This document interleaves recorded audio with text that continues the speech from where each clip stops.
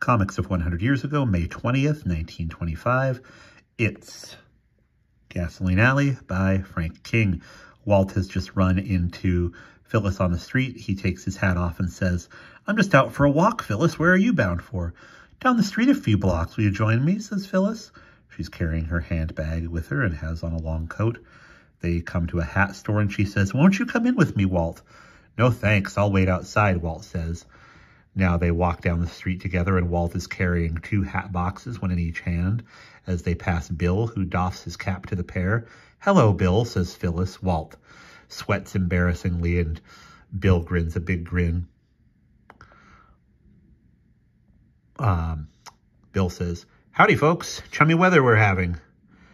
And now he tells Avery and Doc, "You'd have died laughing, Walt with 2 bandboxes big as life." "She's getting him in training early," says Doc.